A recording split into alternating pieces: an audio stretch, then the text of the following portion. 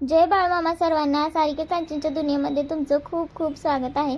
आता तुम्हाला तर माहितीच आहे आपल्या बाळमामांचे उपवास चालू झालेले आहेत, तर त्यामुळेच मग आता जय बाळमामा म्हणायचं असं तोंडातच पडलेलं आहे. जय बाळमामा म्हणायची सवय झालेली आहे. तर स्वागत आहे तुमचं एका नवीन ब्लॉगमध्ये. तर बघू शकताय छान अशी सुंदर सकाळ झालेली आहे. आणि आता कसं आहे, इकडं अशीच सकाळ असते मस्त. गावाकडे असल्या खूप छान असते, तर इथं पण मी थोडंसं तसं करण्याचा प्रयत्न केलेला आहे. बघू शकता तुम्ही, इथं झाडं खूप छान आहेत. आणि सकाळी सकाळी उठलं ना, झाडांकडे बघितलं ना, तर खूप फ्रेश वाटतं, छान वाटतं. तर थोड्याफार प्रमाणात मी इथं लावण्याचा प्रयत्न केलेला आहे झाडं. आणि बघू शकता हे झाड, याला लाल फुलं येतात छान अशी. आणि हे गोकर्णाचं आहे, तर त्याला कांचनने असं राऊंडमध्ये शेप दिलेला आहे छान असा. आणि हे झाड शेवंतीचं आहे, तर खूप छोटी छोटी रोपं इथं साईडला फुटून आलेली होती आणि ते अचानकच जळलं आणि दुसरं फुटून यायला लागले. तर छान झाड आहे ती इथं. आणि मग सकाळी इकडलं रोज झाडून घेत असते मी. खरं तर हे कांचन घेत असते झाडून सकाळी सकाळी इकडलं, पण आज तिचा हात दुखतोय त्यामुळे मी झाडायला लागले. बाळमामाच्या उपवासामध्ये ना नामस्मरणाला खूप महत्त्व आहे असं आहे. आणि यामध्ये ना अन्नत्यागापेक्षा ना जास्त नामस्मरणाला खूप महत्त्व आहे. त्यामुळे नामस्मरण या उपवासामध्ये महत्त्वाचं आहे. तर सकाळी सकाळी एक प्रॉब्लेम झाला असं की आमच्या इकडल्या दरवाजाची कडी कोणीतरी बाहेरून लावली होती, त्यामुळे मला इकडल्या साईडने जाऊन ती कडी काढावी लागली. तर कोणी लावली असेल आता काय माहिती. तर बघू शकताय तुम्ही, सकाळी मी तिकडला दरवाजा उघडून तिकडं झाडून परत इकडे येऊन ही इकडल्या ह्याची कडी काढून घेतली. तर असं झालं. आणि बाळमामाच्या उपवासाविषयी बरेच प्रश्न विचारले जातात, तर त्याविषयी मी सांगते की उपवासाला ना काय काय चालतात. याचा डिटेल व्हिडिओ आपल्या दुसऱ्या चॅनलवर अपलोड आहे, सत्यवान नामदेव जावीर अँड फॅमिली. आणि त्यामध्ये ना तुम्हाला भंडारा उत्सवाची पूर्ण डिटेल व्हिडिओ त्या चॅनलवर तुम्हाला बघायला भेटणार आहेत. तुम्ही जरी गेला नसला ना तरी सुद्धा तुम्हाला घर बसल्या बाळमामांचं दर्शन होणार आहे. त्यामुळे तुम्ही त्या चॅनलला देखील नक्कीच सबस्क्राईब करा. तर हा उपवासामध्ये ना दूध, चहा आणि खारीक आणि फळे एवढंच चालतं उपवासाला. या 3-4 गोष्टी चालतात असं असतं. शक्यतो चहा कोण घेत नाही, पण चहा घेतला तरी चालतो. तर बघू शकता इथं मी सकाळी सकाळी ना आरती वगैरे करून आरती लावून घेतलेली आहे. इथं आरती लावून पहिल्यांदा नामस्मरण करायचं आणि नंतर मग सगळ्यांना बोलावून आरती करायचं, असं आमचं डेली रुटीन असतं. तर उपवास चालू झाल्यापासून मी आमचं डेली रुटीन पण नाही शेअर केलं, तर म्हटलं चला ते सुद्धा तुमच्यासोबत शेअर करूया, म्हणजे उपवास चालू झाल्यानंतर कसं कसं चालू आहे ते. तर सकाळी ना उठल्या ना मी नामस्मरण वगैरे हे सगळं करून घेत असते, मामांची सेवा ते. आणि नंतर मग बाकी तर कामं. आता उपवास चालू असल्यामुळे ना स्वयंपाक तर काय करायलाच लागत नाही, कारण आहोंचा कडकडीत उपवास आहे. ते फक्त फळं आणि दूध एवढंच घेतात. मी आणि कांचन रात्री एक वेळ जेवण करून उपवास करत असतो. तर 7 दिवसाचा हा उपवास असतो, म्हणजे सोमवार ते सोमवार असा उपवास असतो. आणि सोमवारी पहिल्या दिवशी आपल्याला उपवास सोडायचा असतो आणि तिथून पुढे मंगळवारपासून कंटिन्यू आपल्याला उपवास धरायचा असतो. तर या उपवासामध्ये ना एक वेळ जेवण पण हा उपवास केला जातो, किंवा काहीही न खाता म्हणजे फक्त फलाहार आणि दूध यावर देखील उपवास केला जातो. म्हणजे ज्यांना मेडिसिन्स घ्याव्या लागतात, औषध गोळ्या, आणि जे असे आजारी आहेत किंवा वीक आहेत, तर त्यासाठी हा पर्याय आहे की त्यांनी एक वेळ जेवून हा उपवास करू शकतात. म्हणजे जर त्यांची इच्छा असेलच की आपण पण मामांचे उपवास करावे, पण औषध गोळ्यामुळे ते खाऊ नाही शकत, उपवास नाही धरू शकत, तर त्यांच्यासाठी हा एक पर्याय आहे की त्यांनी एक वेळ जेवण करून उपवास करू शकतात. तर असं आहे. आणि पायात चप्पल अजिबात घालायची नाही आहे, म्हणजे चप्पल न घालता हा उपवास करायचा आहे. म्हणजे आपलं देवीचं नवरत्न असतं त्याचप्रमाणे. एवढंच की नवरत्नामध्ये आपण भगर, शाबुतेन असले उपवासाचे पदार्थ खात असतो, पण या उपवासाला ना असं काही खाल्लेलं चालत नाही. तळलेले शिजवलेले पदार्थ तर अजिबात चालत नाहीत या उपवासाला. तर बघू शकताय मी तर छान म्हणजे अगोदर केली होती, परत मी दूध आणायला खाली गेले होते तेव्हा मला मग तिथं फुलं भेटली होती, म्हणजे दिसली छान, मग तिथली आणली होती, मामांच्या प्रतिमेला लावून घेतली फोटोला.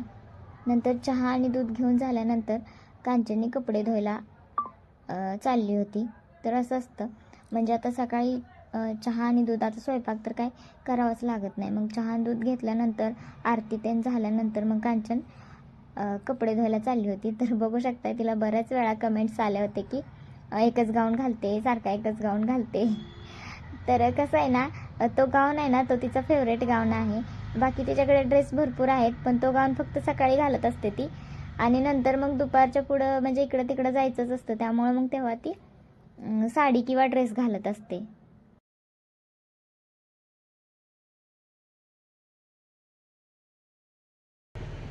निघले गे याला चिटकावाय लागते. चिटकवल्याशिवाय आवाज फार प्रभाव वाजते सकाळपासून ऐकलं ना. होय बाई, लयच वाजते.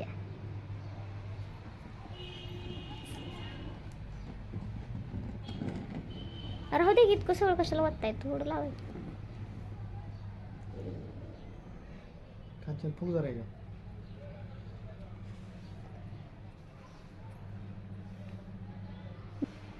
याला टोपण लावलं फुकाय.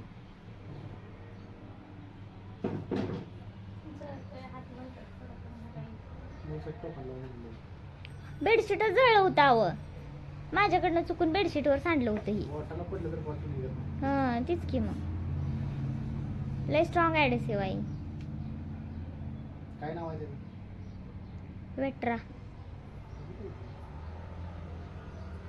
त्याच्यावर लिहिलंय हो. तर ते ना जेव्हा घरी असतात ना तेव्हा असं काहीतरी चालू असतं. तर साऊंड ना बरेच दिवस ना ती फाटलं होतं तिथं आणि त्यातून आवाज काही व्यवस्थित येत नव्हता. त्यामुळे मग त्यांनी त्याला ते चिकट ॲडेसिव्ह लावून, म्हणजे ते आमचं भाचं फरशी फिटिंगला जातात ना, तर त्यांच्याकडनं त्यांनी आणलं होतं. ते स्ट्रॉंग ॲडेसिव्ह आहे, चिटकतं व्यवस्थित म्हणून. आणि नंतर ती फळं आणायला गेली होती कांचन आणि आहो दोघेजण. तर संध्याकाळ झाले परत, आणि नंतर मग परत अजून रात्रीच्या संध्याकाळच्या वेळेस पण मी दिवा लावून घेतला, अगरबत्ती लावून घेतली, आणि नंतर संध्याकाळच्या वेळेस पण नामस्मरण केलं.